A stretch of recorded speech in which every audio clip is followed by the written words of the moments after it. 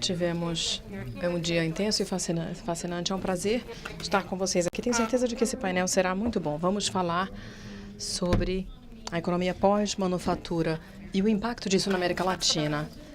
Eu sou Chassa Dorlington. Eu cubro a região já há mais de 20 anos, de Cuba ao México, passando pela Argentina. Eu vim para o Brasil em 2011. Na verdade, voltei ao Brasil, porque eu já tinha estado aqui antes. E abri o escritório da CNN. Agora eu sou colaboradora do New York Times e cubro essa região já há 2 décadas. E é como se eu estivesse numa montanha-russa. Acho que a maioria das pessoas aqui na sala espera um pouco de estabilidade agora. Temos um excelente painel com pessoas numa posição privilegiada para falar sobre o nosso tema deste painel. Vai ser um painel sobre a manufatura, a economia conduzida pela manufatura. Em geral,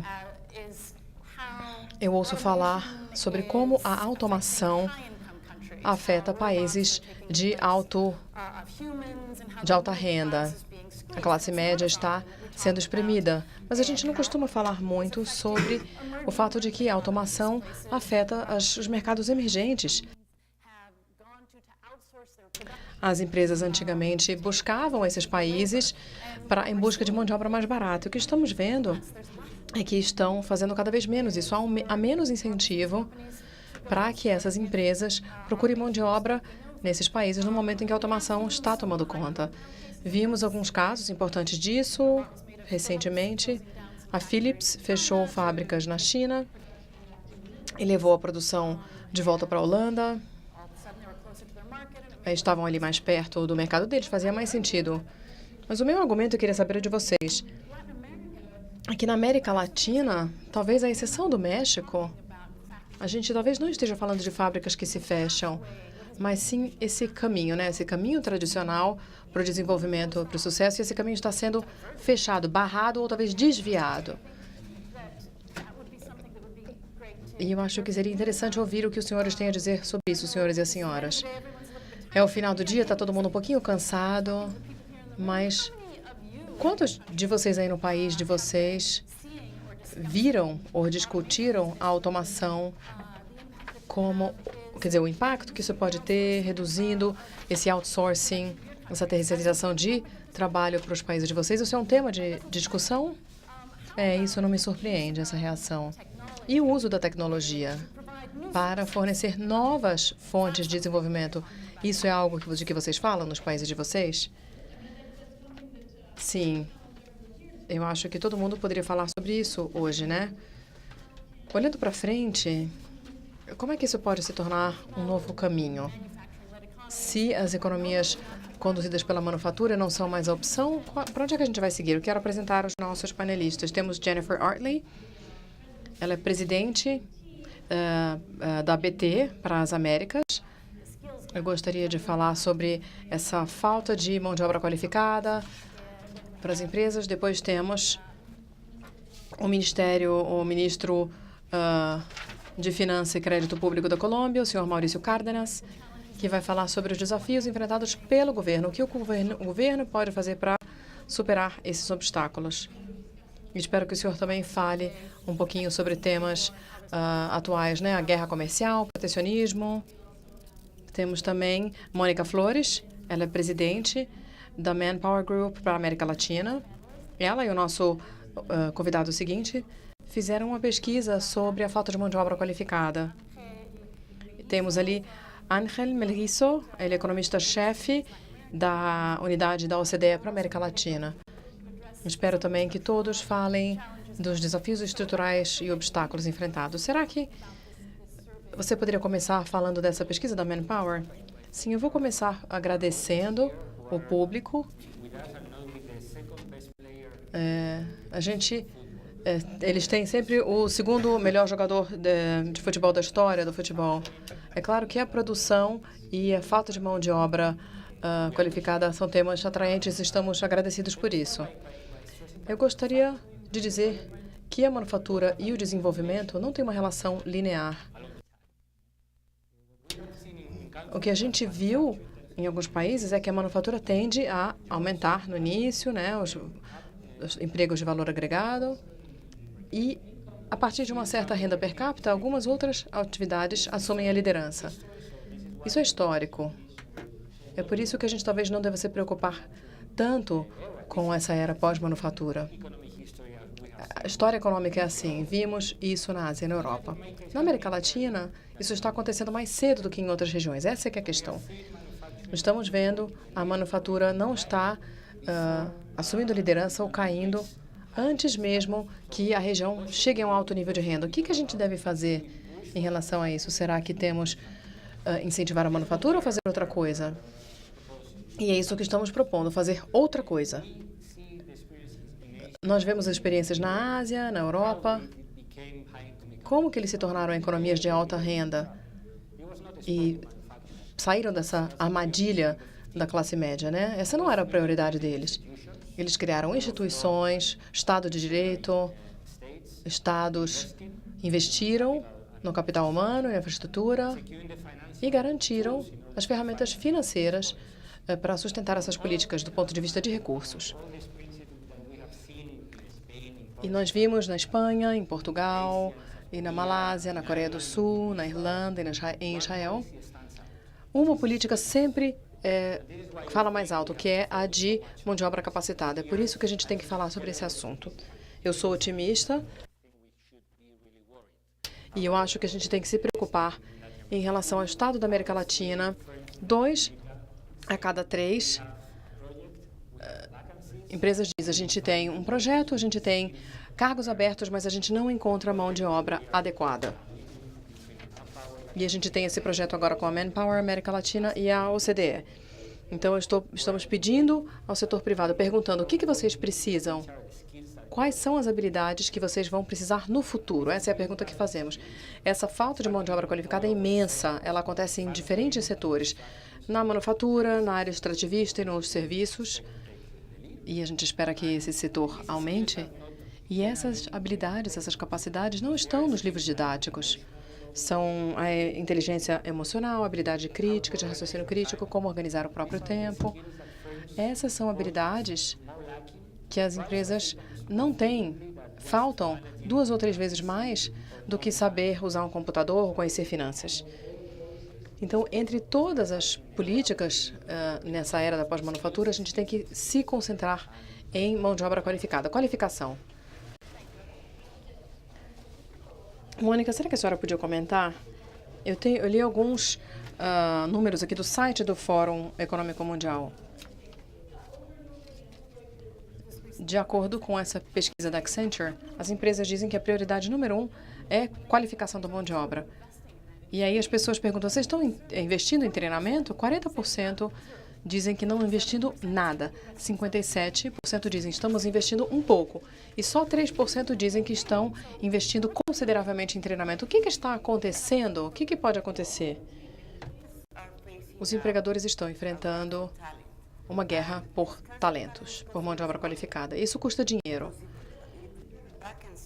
Se a gente tem um cargo vago e ele pode ser preenchido rapidamente, mas a gente não encontra a pessoa correta, o tempo em que a estratégia não é implantada, nesse mundo que muda tão rápido, porque aquele cargo está aberto, a gente perde participação de mercado, perde dinheiro e perde posicionamento na indústria. A qualificação que a gente precisa para o futuro, né? O futuro do trabalho e agora também, são desenvolvidas num curso de 6 meses. São essas soft skills, como é que a pessoa enfrenta a vida, como se comunica com os outros, como compreende o mundo. A questão não é ensinar a dirigir um caminhão ou qualquer coisa assim. As pessoas têm de se desenvolver. As empresas precisam investir em aumentar a qualificação do seu próprio talento, prepará-los para os novos modelos de negócios que teremos daqui a alguns anos. As empresas estão mudando. Os negócios não são mais o que eram há 10 anos. Nós precisamos mudar o nosso modelo de negócios com os talentos. Esse é o grande desafio. Precisamos pensar em como eu estarei fazendo negócio nos próximos 5 anos nos próximos 10 anos, como preparar a minha equipe para fazer isso daqui a 5 ou 10 anos. A gente estava conversando antes do painel começar sobre essa desigualdade de gênero. Jennifer, será que você pode falar um pouquinho sobre isso? Talvez a gente tenha recursos disponíveis e não esteja utilizando, sejam mulheres, seja tecnologia.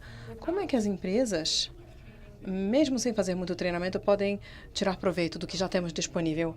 Olha, é interessante. Eu concordo com o que a senhora falou sobre soft skills, criatividade, empatia, colaboração. Isso é fundamental. O interessante é que a gente precisa garantir que o ambiente de trabalho de hoje e de amanhã não seja substituído pela tecnologia. A gente está investindo em tecnologia, aprendizado de máquinas. É importante também trazer essa força de trabalho junto. Nós, na BT, fizemos um estudo com a Accenture no Reino Unido no ano passado. Mostrou essa desigualdade de gênero. Evidentemente, 40% dos homens têm mais incentivo do que as mulheres para buscar esse interesse por tecnologia. Então, para entender a tecnologia, o que é interessante do estudo é que é preciso deixar claro que a tecnologia tem um papel nas coisas que as crianças adoram. E as pessoas que influenciam essas crianças também têm que entender isso. Pensar do ponto de vista dos nativos digitais, desde o início. E aí, esse raciocínio computacional, além das soft skills, tem que fazer parte do currículo. Não apenas nas escolas, preparando para o mundo digital, mas também para os professores. É preciso dar treinamento para os professores. Esse é um grande investimento.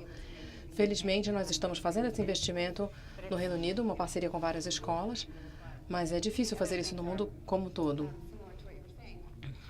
Também é preciso trazer junto a força de trabalho que já existe. Quando pensamos em todas essas dinâmicas, nas crianças de hoje, nessa desigualdade de gênero, o que é interessante é que as empresas, com programas estabelecidos de ciência, tecnologia, matemática, no caso de sucesso, os países estão indo para o que se chama de programas streamed, ciência, tecnologia, robótica, engenharia, arte, matemática e design. Então, expandindo o escopo disso, você abre novas portas para que mais pessoas atravessem essas portas. É possível identificar como as pessoas pensam e como elas podem contribuir. Acho que essa é uma imensa oportunidade para reduzir essa desigualdade de gênero. Acho que isso se conecta com essas soft skills que a senhora estava falando, essas habilidades de tecnologias. Sim, é um paradoxo, na verdade. As empresas enfrentam problemas para encontrar as pessoas certas. Mas nenhuma delas está buscando mulheres. Se você perguntar, o que você está fazendo para encontrar os talentos? Olha, a gente está olhando para outra indústria, está olhando para outros países, estamos investindo em treinamento, mas ninguém tem uma estratégia especial para atrair as mulheres para esse tipo de carreira ou para desenvolver essas competências. As mulheres enfrentam ameaças porque somos muito representadas nas atividades e setores que serão automatizados. E somos subrepresentadas nas atividades que serão valorizadas nesse novo mundo do trabalho. Não temos posições de liderança para conseguir fazer essa mudança nas empresas. Se queremos empresas inovadoras, é preciso ter diversidade dentro das empresas. E a gente não tem isso. As mulheres têm que estudar outras coisas. A gente não precisa de tantas psicólogas, professoras, essas carreiras consideradas femininas. É preciso incentivar as mulheres para ter habilidades técnicas para desenvolver essas habilidades, essas soft skills que a gente precisa tanto. O senhor ministro, eu vou colocar o senhor aqui sob os holofotes um pouco. Ángel comentou aqui que em outras regiões, não na América Latina, as instituições foram construídas, existe o Estado de Direito, e isso acho que é papel do governo até um certo ponto. E não acontecia o suficiente na América Latina. O que os governos podem fazer enquanto há esse treinamento no ambiente de trabalho? O que o governo pode fazer para preparar essa próxima geração e garantir que a América Latina esteja pronta para a economia pós-manufatura? Bom, a gente precisa de empregos, número um. Problema número um, enfrentado por muitos países latino-americanos, né? Então, quando você pergunta para os latino-americanos, eles precisam de empregos. A segurança econômica está ligada a empregos. Não é só receber um subsídio, uma transferência de recursos, é ter um emprego que gere renda. É isso que dá segurança econômica para um lar, uma casa. Nessa economia pós-manufatura, ela tem que gerar empregos. É claro que precisamos aumentar a tecnologia, o capital, a mecanização, mas isso tem que trazer empregos. Muitos dos países na região têm altas taxas de desemprego. Isso ainda é um grande desafio aqui para nós. Bom, qualificação. Ter educação fundamental, ensino médio, isso não basta. É claro, é preciso aprimorar a qualidade da educação, garantir que a educação no nível primário e do ensino médio seja mais ampla, que tenha os melhores professores. Mas uma das principais dificuldades que os empregadores encontram na nossa região é o acesso para as pessoas que estão na universidade ou com diplomas técnicos. Se observarmos a região e compararmos com outras regiões do mundo, esse é um dos problemas mais drásticos que temos. Baixas taxas de matrícula no ensino técnico e na universidade. Na Colômbia, meu país, há 8 anos, em 2010, a taxa de matrícula em universidades era de 37% apenas. Ou seja, 37 a cada 100 alunos do ensino médio iam para a universidade. Agora são 52%. É um aumento considerável, mas a gente ainda está muito abaixo do que precisa, de fato, ser feito para aumentar a qualificação da força de trabalho, técnica ou na universidade. Isso é um dos elementos. Então, isso significa mais recursos. Isso também significa mais créditos, ou mais crédito, empréstimos para os estudantes para que eles possam pagar pelas suas anuidades e para pagar pelas suas despesas de estudantes. Esse é um elemento crucial aqui. Outro elemento que eu quero salientar tem a ver com impostos. Nós, nessa parte do mundo, na América Latina, montamos nosso sistema de imposição em função de, em cima de atividades que são fáceis de taxar. Por exemplo, tarifas de entrada na importação. Então, é fácil de pegar as mercadorias na alfândega, nos portos. Isso é uma importante fonte de renda para o Estado. Há 50 anos atrás, a sabedoria comum era que os contribuintes era fácil de pegar, por exemplo, o talão de cheque. Então, muitos países da América Latina têm impostos sobre o salário muito importantes, tudo com muito boas intenções. É bom para treinamento no mercado de trabalho, ajuda as famílias, com muitas boas tradições, mas, afinal de contas, são impostos altos sobre o assalariado. Isso tem efeitos devastadores, porque os empregadores não têm incentivo para empregar pessoas, não deixar eles no mercado informal. E por isso que tem um mercado negro clandestino, né? Então, em consequência disso, não há treinamento formal suficiente, os assalariados não são formados, não têm acesso a crédito. Então, precisamos baixar esses impostos sobre o salário. Temos que inventar novos impostos, taxas indiretas, impostos indiretos, a taxa sobre o valor agregado. Então, baixar isso vai ajudar a criar empregos formais mais bem pagos e com salários mais bem treinados. E mais investimentos em educação em toda a escala, mas sobretudo para a universidade superior, tecnológica ou universitária. Você mencionou a taxa sobre a importação. Não parece diretamente envolvido o seu país, mas outro aspecto que eu quero abordar agora é algo que a gente observa e que está crescendo, o protecionismo subindo. O presidente Trump, na semana passada, anunciou barreiras com tarifas tarifas no aço e no alumínio. Então, é um país que estava jogando segundo o manual e que desenvolveu a sua indústria de aço e alumínio para a manufatura, agora está baixando. Então, em que muda o discurso como ministro? Eu vou acrescentar só uma observaçãozinha, porque o tópico que você está tocando agora foi generalizado. Tem elementos gerais que a gente encontrou em vários painéis, vários debates hoje. Nessa região, uma grande medida, com algumas exceções, mas na sua grande maioria seguiu a sabedoria convencional sobre estratégia econômica, políticas econômicas, abrir economias, mais abertura para o investimento estrangeiro, baixa inflação. A gente está jogando com as regras, mas na sua grande maioria com bons resultados. As economias estão crescendo uma taxa maior, muitas pessoas deixaram de estar na miséria.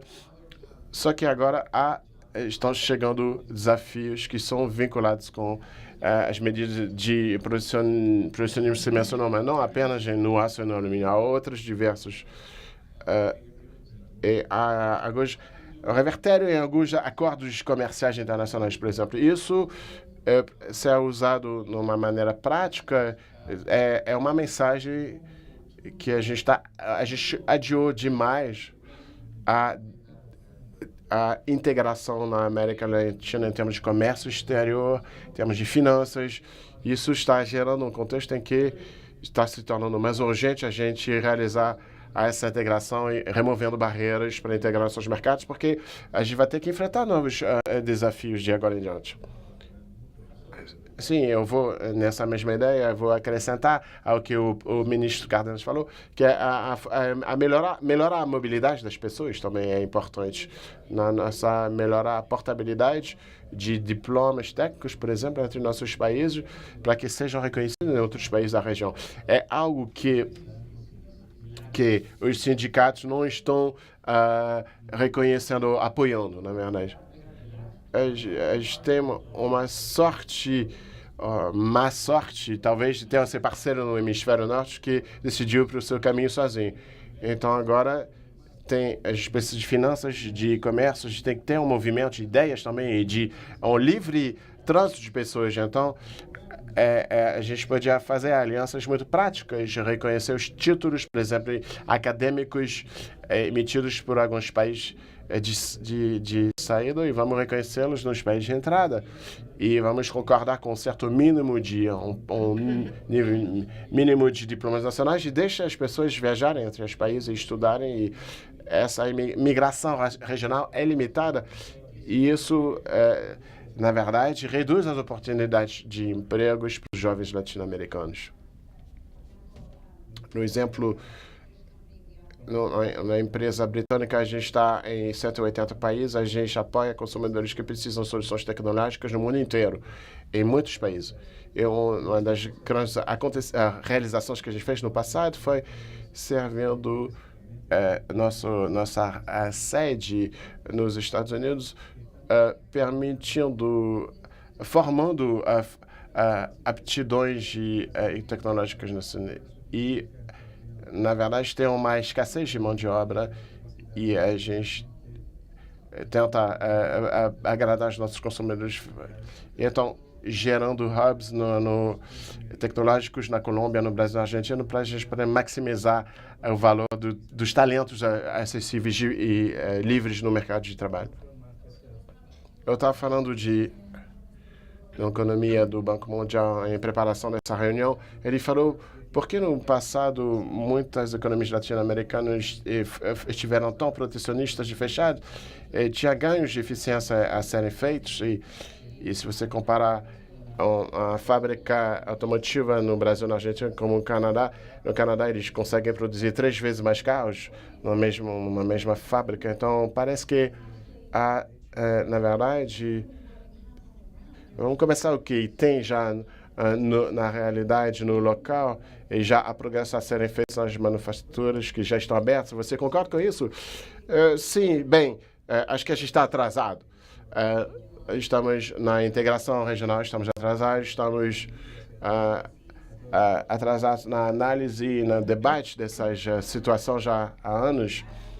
Eu gostaria de salientar que a gente tem uma vantagem agora, que é o bônus demográfico. Isso vai durar 10 anos e depois já acabou. Precisamos acelerar para poder nos preparar e aceitar a mobilidade de talentos de maneira legal, legalizada, para que a região pode explorar vantagens que fora a África não consegue fazer. E estamos atrasados nesse ponto também. Vamos ir para frente, vamos abrir debate.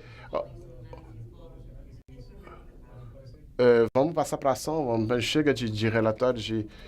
Jennifer, não sei se você pode responder isso, talvez me marcou é que a América Latina, o recurso da tecnologia é extremamente elevado, é uma das taxas mais elevadas. Brasil, outros países, você tem o segundo mercado do Facebook, da Uber, e, no entanto, as empresas... Parece que o uso da tecnologia é tão baixo. Por que essa situação?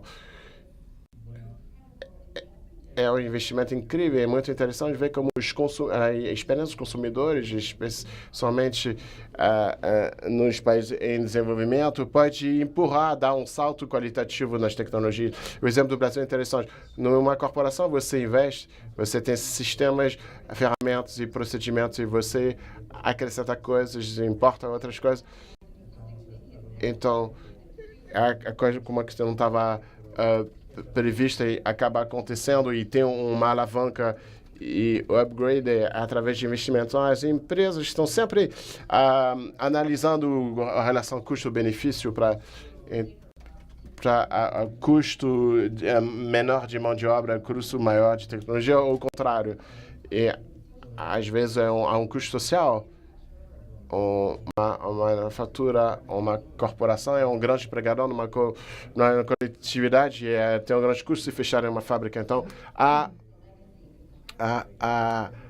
herança que você deixa, por exemplo, a nuvem, as oportunidades que abre, isso nos empurra e nós estamos aqui. A gente quer só propor projetos, produtos que estão já prontos, de não investir, porque a gente quer poder ter um cash flow rápido, mas sem investir, e a gente quer um lucro de maneira padrão e de maneira que possa trazer dinheiro rápido. A gente está há muito tempo de poder investir de maneira mais forte em nós, enquanto indústrias.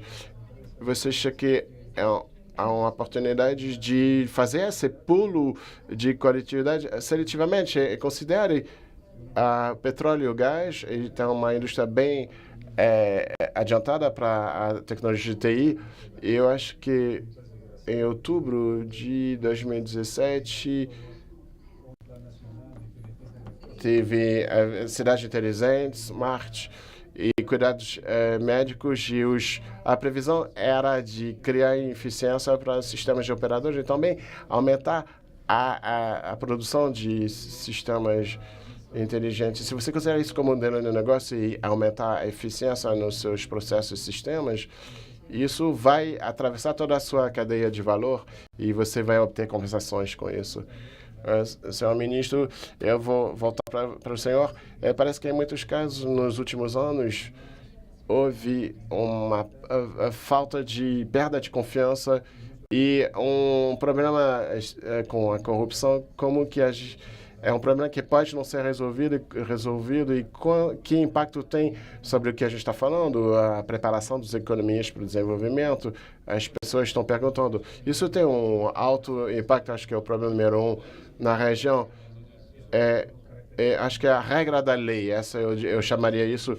A gente veio de longe em problemas econômicos, saber como fazer as coisas do jeito bom, adotar as boas políticas econômicas, políticas sociais também. Muitas políticas baseadas em fatos. Houve muitas oficinas para como melhorar a nossa política social, para que ela seja mais eficiente. E isso muitos países latino-americanos deixaram a miséria para trás. Então, isso são grandes realizações, mas agora o que está surgindo seja a regra da lei como sendo o ponto fraco da região. Isso tem a ver com a corrupção, mas também com a taxa de homicídios. Temos o maior número de homicídios de todas as regiões do mundo. Então, isso deve ser agora o nosso foco. Então, agora, realizar isso, melhorar a regra da lei, e isso tem a ver com esse debate, porque isso cria confiança, credibilidade, traz mais investimento. Isso é o tópico número 1 na agenda. Como realizar isso? Eu posso dizer do meu lado, né, da minha parte, mas essa é uma tarefa para todos, para as empresas, para os empreendedores sociais, para a sociedade civil, mas no meu cargo como ministro da Fazenda, a questão é transparência, informação, ter certeza de que a informação chegue rapidamente, que as pessoas tenham acesso a ela. Então, publicar todos os contratos assinados pelo governo para compras, né, de serviços e produtos pelo governo. Esse é um aspecto, mas não basta. Tem muitas outras coisas que precisam ser feitas. Mas acho que concentrar-se no Estado de Direito é a coisa certa a se fazer. É isso que, de fato, vai nos ajudar a avançar mais rápido em diversas áreas da vida. O senhor gostaria de comentar? Sim, sem dúvida. Na nossa visão, existem vários motivos para comemorar o ponto onde está a América Latina. Reconhecer o progresso em várias políticas macroeconômicas do passado, os avanços em inovação, políticas sociais, que podem ensinar outros países, né? A cidade de Nova York aprendeu sobre a transferência de recursos aqui no Brasil e no México, ou seja, existem lições que podem ser dadas a outros países da região. Nós temos 3 objetivos na nossa narrativa para a América Latina: superar essa armadilha da classe média, querer ter uma renda alta. Depois, consolidar a classe média. O grande aumento da pobreza cria uma classe média consolidada, mas uma grande quantidade de pessoas que ainda estão em situação vulnerável, né? Eles não têm um emprego formal, então é um perigo de que eles voltem para a pobreza. Então, consolidar esse setor da sociedade. E, finalmente, instituições. Repensar as instituições. As instituições têm que ser repensadas, têm que ser mais confiáveis. Hoje, apenas 1 a cada 5 cidadãos da América Latina confia no governo ou acredita que as eleições são justas. Ser transparentes, abertos, e isso é mais do que simplesmente mostrar o que o Estado está fazendo. Isso é abrir as decisões para que os cidadãos participem. Vemos os empreendedores sociais aí na rua que compensam o fato de que muitos serviços sociais não funcionam adequadamente. Capacitação. É preciso ter tributos para financiar as políticas e capital humano no setor público. Não apenas na liderança temos excelentes ministros, mas também nos níveis intermediários de governo. Melhor capital humano nos níveis intermediários do governo. Finalmente, conectando com o início da fala, é olhar para frente, estados visionários. Os cidadãos hoje na América Latina, não é que eles estão bem porque não são mais pobres. Eles veem o emprego que o outro tem, a oportunidade que o outro tem. É aí que o Estado tem que, de fato, liderar essa agenda de capacitação. Se não for na manufatura, vai ser no quê? Alguém tem que parar para pensar e implantar isso. É aí que eu quero dizer, quando eu falo de repensar as instituições. Isso me lembra de um número, uma estatística que eu vi hoje. A estimativa é que 65% das crianças no ensino fundamental vão ter empregos que não existem hoje ainda. Como é que a gente se prepara para isso? São soft skills. Precisamos ensiná-los a raciocinar, a resolver problemas. Eles têm que aprender todos os dias da vida e temos que ensinar as crianças a ser cidadãs. Eles têm que colaborar, têm que aprender a colaborar. No futuro, na economia do futuro, a gente precisa de gente que saiba colaborar. Se eu puder acrescentar, temos que ensinar tarefas e não empregos. né? Qual que é o trabalho de um economista? Bom, você tem que ler jornal, você tem que falar alguns idiomas, você precisa ter boas habilidades de relacionamento. Qual vai ser o emprego de amanhã? Eu não sei. Mas algumas dessas tarefas vão existir ainda. Então, essa pauta de habilidade, de qualificação, tem que ser de tarefas e não de empregos. E em alguns setores do futuro nem existem hoje. Eu gostaria de acrescentar, né, ligando com o tema anterior, com a pergunta anterior. Acho que a questão também, né, soft skill e também valores. É só assim que a gente pode ter uma sociedade forte, que reforce ainda mais o Estado de Direito, saber o que é certo, diferenciar isso do que é errado. Acho que isso é muito importante como parte da educação. Um outro obstáculo para a América Latina, até um certo ponto, é a dependência nas commodities. Durante um tempo, a região surfou nessa onda do boom de commodities, mas aí pensamos em integrar essas economias, né? Como é que a gente cria essa cadeia de valor? Como é que a gente cria alguma coisa mais para frente, mais para o futuro na região? Numa região que depende em grande parte de commodities. Eu gostaria de falar sobre isso. Como tudo na vida, tem um lado positivo e um lado negativo. O lado positivo é que o aumento no preço de commodities na região ajudou todo mundo a progredir, principalmente as pessoas que tinham sido deixadas para trás. A taxa de pobreza diminuiu. Então, essa última década foi uma década bem-sucedida, graças a avanços econômicos e sociais. Agora, estamos chegando ao fim desse ciclo. Os preços das commodities estão caindo e é um desafio para nós aqui na região. Eu estou muito satisfeito de ver que depois dessa queda no preço das commodities, nós conseguimos manter os avanços sociais. Não houve um passo atrás e isso é uma conquista considerável. A redução na pobreza continua. E isso é o caso na Colômbia, por exemplo, a despeito dessa situação bem diferente do que era na década passada. Bom, o que vai vir a seguir? Um elemento importante para nos ajudar a avançar, a diversificar nossas economias e a entrar nessa era pós-manufatura é a infraestrutura. Há uma característica também generalizada na região que é a infraestrutura fraca, frágil. Então, parte do uso desse boom de commodities foi para ajudar a construir uma infraestrutura melhor. Temos vários exemplos no Equador, no Peru, aqui no Brasil também. Mas isso não basta, é preciso fazer mais. Construir infraestrutura é um grande desafio e uma prioridade atualmente. Os governos não têm recursos para fazer no momento. Então, acho que o setor privado precisa de boa regulação, ou seja, PPPs, e acho que esse é o jogo atualmente para a infraestrutura.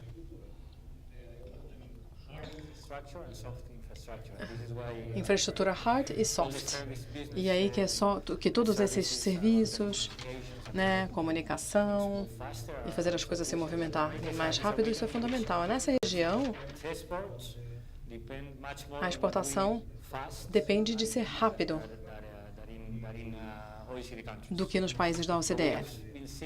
Então, observamos que as barreiras e essa falta de logística, de boa logística, ela é tão importante quanto a infraestrutura concreta em si. Esse setor tem que ser desenvolvido. Vocês podem, claro, depender dessa riqueza que é ter commodities. Se eu jogasse futebol, eu não teria estudado economia. Mas eu não jogava muito bem. Então é por isso que eu estou aqui hoje. Mas é importante que a gente confie naquilo que a gente tem. E nós somos exportadores de commodities aqui na América Latina. Isso pode ser um gatilho para desenvolver serviços ligados a commodities. O Chile está fazendo isso no setor de mineração. O Uruguai faz isso agora com o setor de alimentos. Então é possível agregar valor e desenvolver serviços relacionados às commodities que se tem. E eu acho que isso é parte da resposta para essa era pós-manufatura aqui na região. Mônica,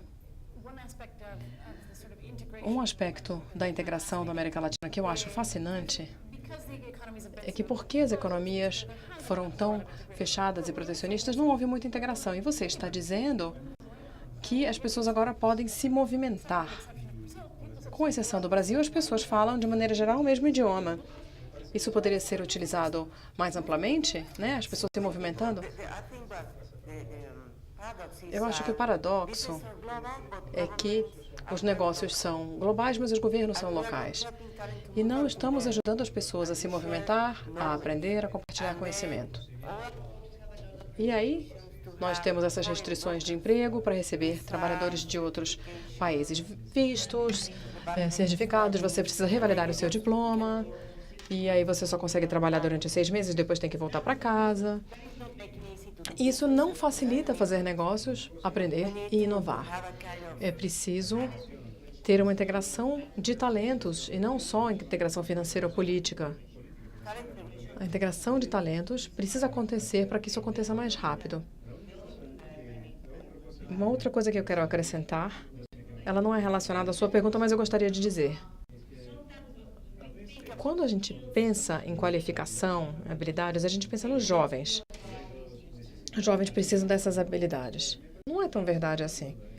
Todo mundo precisa adquirir essas qualificações, essas capacidades. As pessoas da minha geração estavam acostumadas a um mundo diferente. Se você falava inglês, conhecia o seu setor, você estava bem, você ia ser bem-sucedido.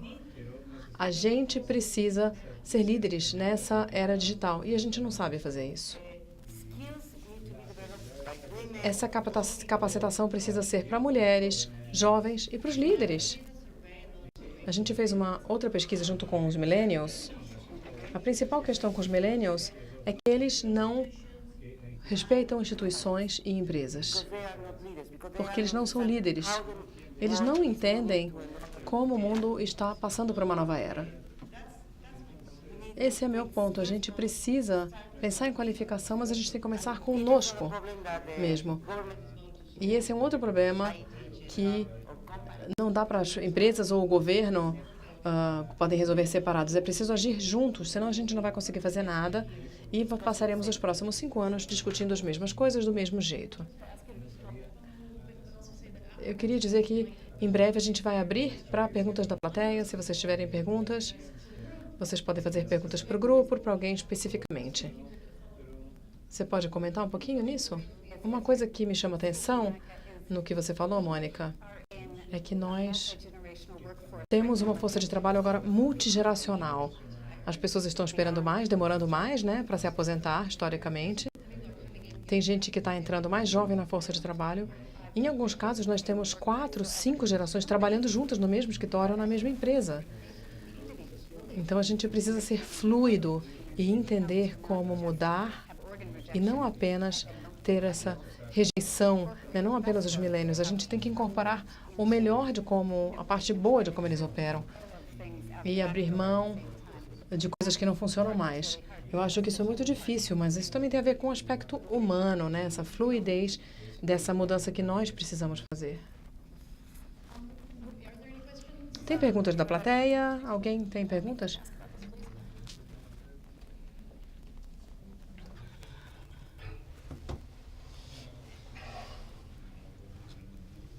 Eu sou da Holanda.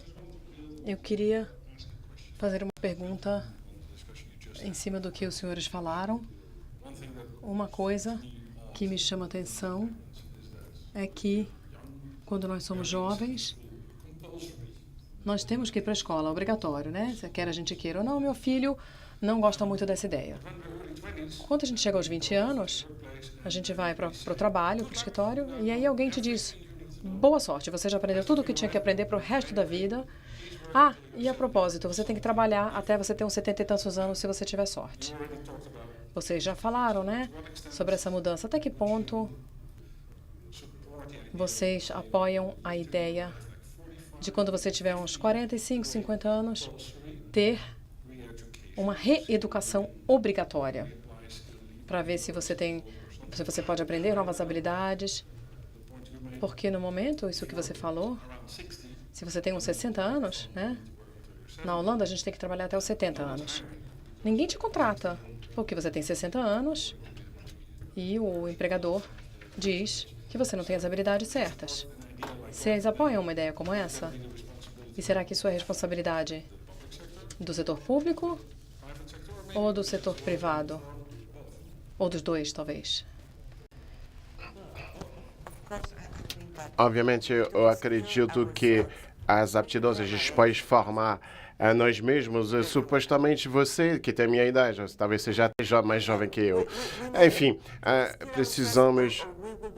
A gente tem que avaliar nossas aptidões, senão a gente está fora do mercado de trabalho. Então, as empresas não estão contratando as pessoas de mais idade. Não é porque eles têm 55 anos ou 60, é porque eles não sabem se diferenciar. A gente precisa tornar-nos mais flexíveis, a gente tem que construir times intergeracionais para a gente poder aprender dos mais jovens deles aprenderem da gente e a gente poder inovar. Mas, com certeza, é a nossa responsabilidade, esse é o nosso treinamento. E não precisa ser público. Eu estou falando de você, não estou falando das pessoas na situação de pobreza, mas de empresários. É a sua responsabilidade. Os governos não fazem muita coisa, não. Eles estão com outras preocupações. Eles não têm orçamento suficiente para investir em treinamento, em formação de todas as faixas etárias. Eu acho que a gente precisa assumir a responsabilidade de nós reinventar para nos tornarmos atrativos no mercado de trabalho, para termos ainda energia. A gente precisa trabalhar ainda, né?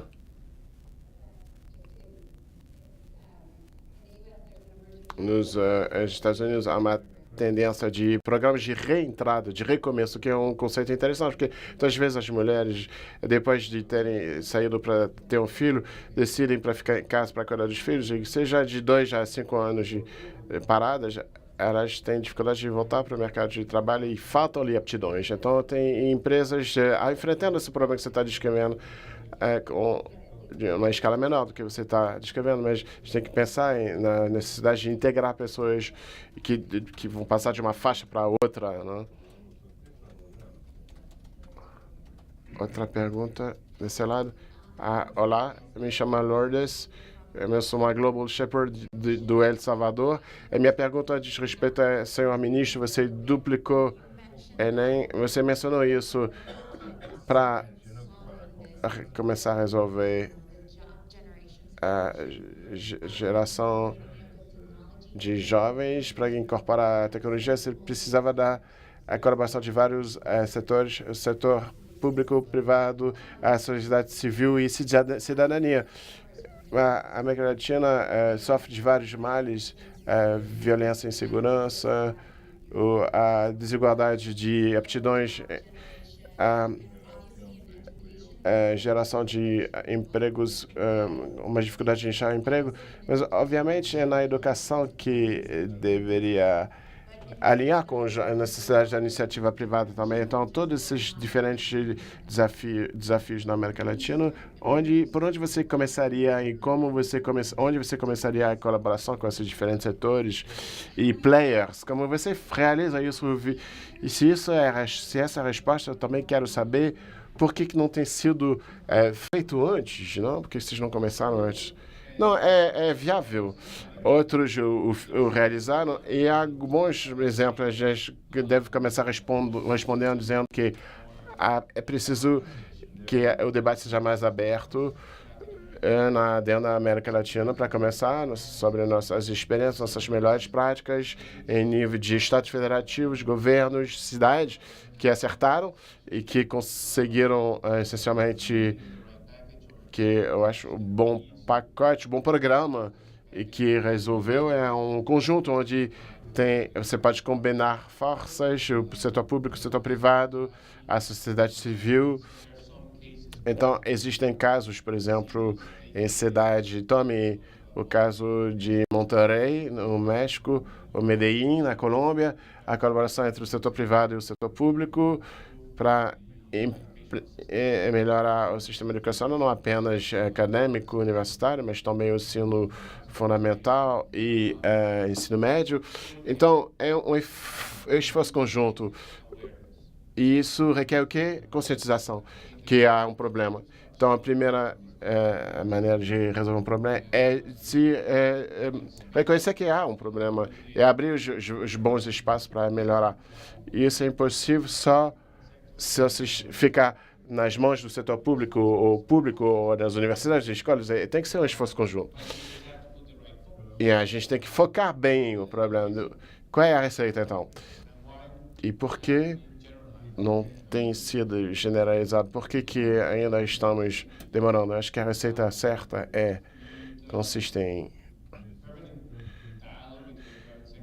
abrir um diálogo entre o setor privado e o setor educacional, quais são as suas necessidades, para que você possa adequar exatamente a formação às necessidades. É preciso que haja também um financiamento público da parte do governo. Não é possível apenas do setor privado financiar. Ter certeza que o setor privado é incorporado nesse esforço de reflexão e participa dos debates sobre que programas, que linhas são de formação, por exemplo, são necessários. Há bons exemplos de coisas que melhoraram e a gente pode garantir com que no futuro a gente possa ir para frente, continuar indo para frente.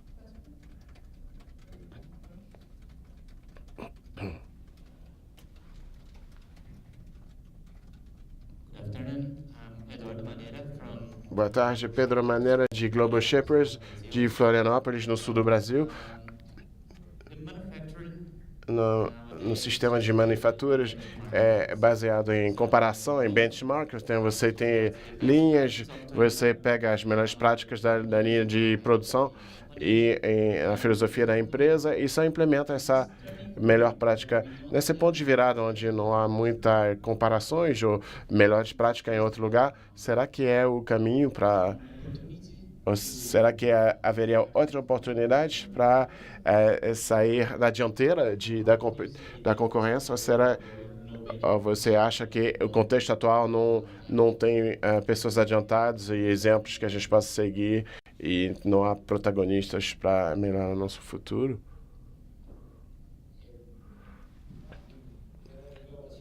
Eu quero dizer, você é um Global Shaper, então acaba você formar, modelizar. A gente já é da velha escola aqui, né? Nós no palco. Eu trabalho para a OCDE e a gente tenta comparar todo tipo de aspectos. A nossa análise mostra algo que não há um caminho único para o desenvolvimento. A gente começou a falar das experiências na Ásia ou na Europa, que serviu para um certo nível de manufatura e de financiamento, mas realmente cada país tem seu próprio modelo. É igual setor por setor. E agora a época chegou de criar novos setores de atividade econômicos, não? Porque setor até é velha escola de falar em setores, não? Eu acho que é importante que da parte do setor público e das organizações internacionais, a gente junte informações o suficiente para as pessoas poderem tomar decisões. Eu volto à minha primeira pergunta. Não se trata de tornar obrigatória a formação continuada. É garantir que as pessoas sabem como a que vagas eles poderiam acessar se tivesse determinado treinamento, ou fornecer aos jovens cidadãos informação sobre vagas de emprego livres em que setores, em que regiões. Então, esse é o papel das instituições. Mas, obviamente, cabe à sociedade civil a inventar novas ideias. A América Latina é uma região muito inovadora e ela tem que permanecer assim. Eu vou jogar outra pergunta antes de pegar outra do público. Você está falando que tem que se fazer na América Latina para preparar para esse mundo pós-manufatura, esse futuro econômico. A indústria, será que a gente começou a fazer isso? E em que pé a gente está? Será que os fundamentos estão existindo para se encaminhar para esse novo futuro? Posso dizer alguma coisa sobre isso? Eu não acho que vai haver um antes ou um depois, ou que haja um marcador de águas, um divisor de águas, e que a gente vai começar a fazer a coisa certa agora. Eu não acho que a gente vai mudar a estrutura da economia como um todo. Eu acho que a gente tem uma boa vantagem que a gente não pode desconhecer, é que a gente tem recursos naturais, e não deveria ser um problema. Não deveria ser não deve haver preocupação em relação a isso. A gente vai continuar tendo recursos naturais. A gente só precisa garantir que a gente consegue fazer a extração desses recursos naturais de maneira mais sustentável, com melhores práticas e acrescentar mais valor agregado a esses recursos naturais. Temos preservar o que tem que ser preservado, porém é um grande trunfo. O mundo precisa de energia, o mundo precisa de alimentos e de minerais. Então vamos continuar a produzi-los, mas a gente tem que fazer isso de uma maneira melhor. Isso significa de uma maneira como a gente pode melhorar nossos padrões de vida de uma maneira sustentável em termos de meio ambiente, mas criando empregos e atendendo às necessidades das pessoas. Então, meu ponto de vista é que vai ser uma atualização, uma melhora, mas não necessariamente a gente não vai mudar a estrutura básica lá nas fundações, entendeu? Em termos de economia. A diversificação e o upgrading é a agenda da América Latina como um todo.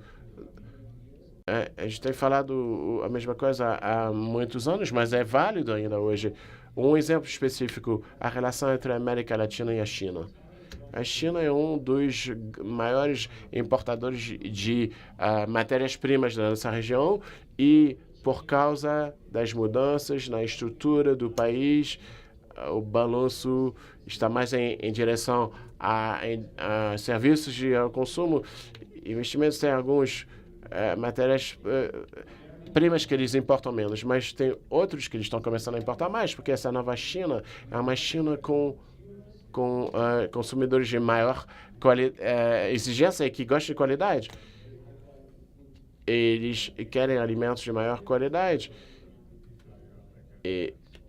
Então, chegou a hora de investir e de elevar o nível de setores que vão fornecer à China no próximo futuro. Então, mais uma vez, essa é uma das áreas de inovação, baseando-nos na riqueza e recursos naturais da nossa região. Se eu puder acrescentar, porque tem a ver com aptidões, eu acho que tem essa sabedoria convencional baseada em estereótipos, que segundo a qual haveria um único caminho, partindo em alimentos, depois você recorreria a vestuário, têxtil, depois você produz carros, depois você passaria para serviços. Talvez não haja um único caminho. Talvez você passe a pular da produção de alimentos para o desenvolvimento de biotecnologia, ou então, e ser mais produtivo nessa área específica de biotecnologia, inovando mais, sem passando pela fase intermediária. Então, não é um contínuo. Para se preparar para a fase seguinte, como você falou, talvez seja fazendo o que a gente faz agora, só que fazendo o melhor, não necessariamente pensando em mudanças, mudando as fundações da nossa academia. A gente tem, se forem rápidas, mais 2 perguntas. Qualquer uma das outras, se você puder fazer uma pergunta e você a outra, depois a gente responde. Então, minha pergunta é bem rápida. No tocante os ciclos da economia. O ciclo da economia vai mudar o jeito que as coisas são feitas, quão prontos estamos, como a gente pode aproveitar os modelos de negócios circulares de Global Shapers de Buenos Aires. Eu estou um pouco surpreso, talvez você não mencionou isso, mas parece uma de suas prioridades, ou não é? Em que está o investimento em ciência e tecnologia? O resto do mundo fala disso e eu estou um tanto surpreso que a gente está falando em matérias-primas. E se realmente quisermos sobreviver nesse mundo conectado, você acha que a ciência e a tecnologia deveria ser uma das prioridades número 1 ou não? Então, respostas rápidas, por favor. Eu vou pegar ciência e tecnologia. Com certeza, é fundamental. Um ponto é que não é uma contradição. Em termos, a gente pode continuar produzindo nossas matérias-primas. Pelo contrário, a gente poderia usar a renda dos recursos naturais para investir em ciência e tecnologia. Por exemplo, na Colômbia, 10% dos royalties do óleo e do petróleo para ciência e tecnologia, para investir. Então, ambos os lados não estão se ignorando, se desconhecendo, porque é o que vai nos conduzir à próxima fase. Comentários finais, talvez, dos 3 outros convidados. Sobre esse ponto, sim, claro, a gente está falando na criação de uma cultura da inovação, então isso é vinculado à ciência e tecnologia. A gente tem que alterar, melhorar a cultura empresarial, corporativa, para que sejam criados melhores ecossistemas para os negócios com feedback retroalimentado pelo mercado, reação de mercado, mas com certeza você não pode pensar em negócios sem ciência e tecnologia, obviamente. Eu diria que é difícil uma transformação repentina, indivíduos e tecnologias com as corporações e os governos e isso vai continuar. Então, de uma perspectiva de transformação digital, para sermos exitosos, a gente precisa ter as aptidões, mas também equitatividade e correção dos negócios, ética, a gente tem que equilibrar o jogo econômico e o jogo social. Eu gostaria de dizer que as nossas parceiras mulheres, para responder primeiro, eu queria parabenizar essa sessão por ter uma maioria de líderes sendo mulheres aqui nesse painel. É importante aprender, porque eu aprendo muito mais do que quando eu falo. Para voltar à sua pergunta, a ciência e tecnologia e investimentos em commodities são completamente compatíveis. O desenvolvimento do agronegócio precisa de cientistas, senão é um no-go, não vai para lugar nenhum. Na economia circular, eu acho que as nossas instituições não estão prontas ainda. As nossas instituições estão tentando recuperar sobre a regulamentação, boas intenções, mas com mais maus resultados, e isso destrói alguns setores. E a história da concorrência, infelizmente, estamos atrasados também. Então, acho que a agenda digital e uma boa regulamentação dessa economia circular é algo que está faltando nessa previsão, nesse planejamento. Então, muito obrigado a todos os nossos convidados ilustres. Espero que a desigualdade em treinamento e competências profissionais geralmente é o problema central. Que se trate de empresas, governos ou a iniciativa, é uma das grandes setores que tem que ser resolvido. A gente também falou em impostos, em infraestrutura e muitos obstáculos que a gente tem que resolver para superá-los. É uma das coisas interessantes. O quão interessante, o quão importantes são as aptidões emocionais são importantes. A gente não está falando só aprender comércio ou tecnologia, a gente está falando nos tornarmos mais humanos também. As ciências tecnológicas são ciências humanas também. Muito obrigado.